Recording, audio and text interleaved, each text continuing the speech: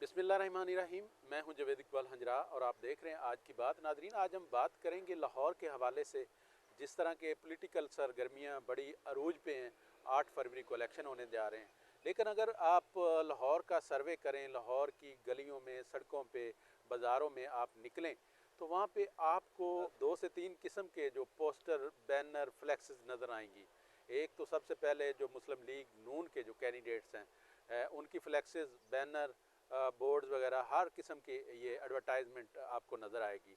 दूसरा, यहाँ पे आपको पीपल्स पार्टी के भी नज़र आएंगे, जमात इस्लामी के भी नज़र आएंगे, आईपीपी के जो उम्मीदवार हैं उनके भी फ्लैक्सेस और बैनर नज़र आएंगे। लेकिन अगर हम बात करें कोई इसके अलावा कोई आज़ाद उम्मीदवार किसी की फ्लैक्स लगी हो, कोई बैनर लगा हो, कोई पोस्टर लगा हो, वो आपको पूरे लाहौर में कहीं भी नज़र नहीं आएगा। चाहे मॉडल टाउन चले जाएं, चाहे आप गड़ी शाह चले जाएं, चाहे आप जिस एरिया में भी चले जाएं, समनाबाद चले जाएं, दीगर किसी भी इलाके में आप चले जाएं, तो आपको ये 3-4 किस्म के बैनर तो ज़रूर नज़र आएंगे। और आपको लगेगा भी ये कि शायद यही पार्टियां इलेक्शन में हिस्सा ले रही हैं और दीगर कोई भी आज़ाद उम्मीदवार है वो कोई भी हिस्सा नहीं ले रहा। तो आज़ाद उम्मीदवारों की अगर कोई कहीं पे कोई फ्लैक्सेस लगती हैं, वो कोशिश करते हैं कि कहीं ना कहीं हम लगा दें, तो वो उनको फाड़ दिया जाता है या वो उतार दी जाती हैं। क्योंकि उसकी बुनियादी वजह ये है कि जो जितने भी आज़ाद उम्मीदवार इलेक्शन लड़ रहे हैं वो पाकिस्तान तहरीक इंसाफ के वो हमायत याफ्ता उम्मीदवार हैं। और पाकिस्तान तहरीक इंसाफ के साथ जिस तरह के इंसाफ किया जा रहा है वो हम सबको नज़र आ रहा है, हम सबको पता है।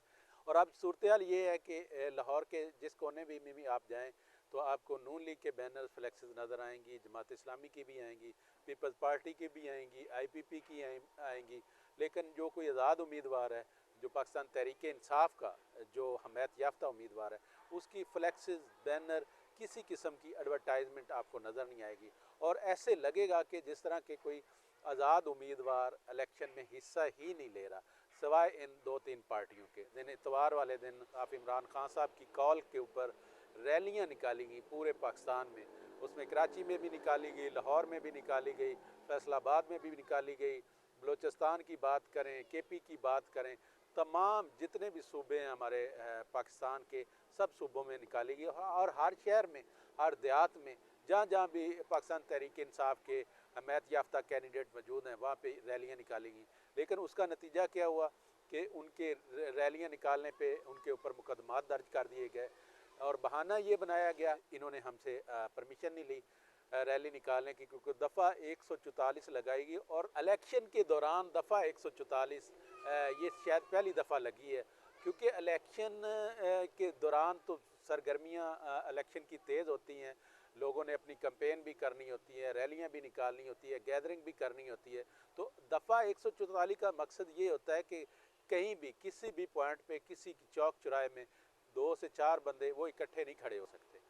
तो अगर वो खड़े होंगे तो वो दफ़ा 144 के ज़ुमरे में आएंगे। तो इलेक्शन कैंपेन कोई बंदा भी नहीं कर सकता। अगर हम नून लीग की बात करें या पीपल्स पार्टी की बात करें, जमात इस्लामी की बात करें, उन्होंने भी तो अपनी कैंपेन करनी है। और एक कैंडिडेट जब कैंपेन के लिए निकलता है तो उसके साथ 50-60 लोग, 70 लोग तो वैसे ही होते हैं। तो इसका मतलब ये है कि वो भी दफ़ा 144 के ज़ुमरे में आ गए।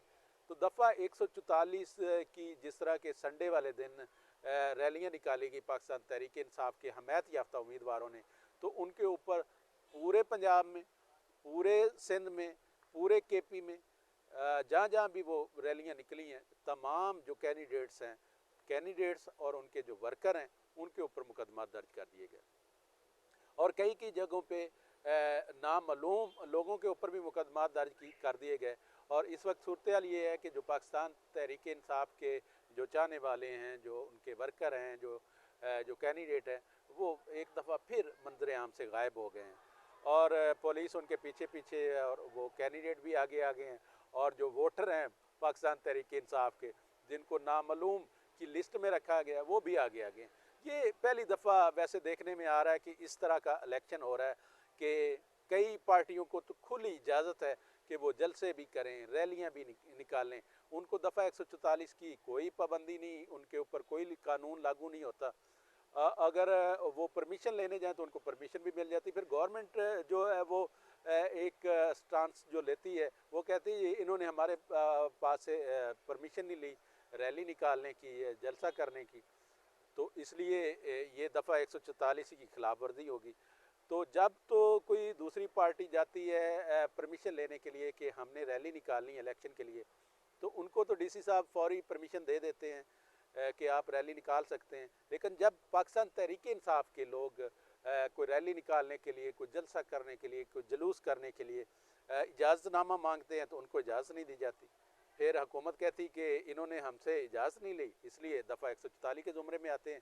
और सैकड़ों लोगों पे, एक एक रैली में सैकड़ों हज़ारों लोगों के ऊपर FIR दर्ज कर दी गई हैं और कई लोगों को नामालूम रखा गया है। और इस वक्त सूरत हाल ये है कि लोग आगे आगे हैं और पंजाब पुलिस उनके पीछे पीछे उनको ढूंढने के लिए, उनके कैंडिडेट भी पाकिस्तान तहरीक इंसाफ के जो हमायत याफ्ता जो आज़ाद उम्मीदवार थे वो गायब हैं, मंजर आम से गायब हैं। उनके तो शायद पुलिस को ना पता हो कि ये लोग कौन हैं, लेकिन कि जब लिस्टें एक मखसूस पार्टी की तरफ से बन के जाती हैं तो फिर उनको पता होता है कि फ़लाँ का घर ये है, फ़लाँ ये है, फ़लाँ इसका बेटा है, और इसलिए पंजाब पुलिस उनके पूछे। ये वैसे तो ये जो इलेक्शन की जो सूरत हाल है और दफ़ा 144 का नफाज इलेक्शन के दौरान ये पहली दफ़ा हुआ है।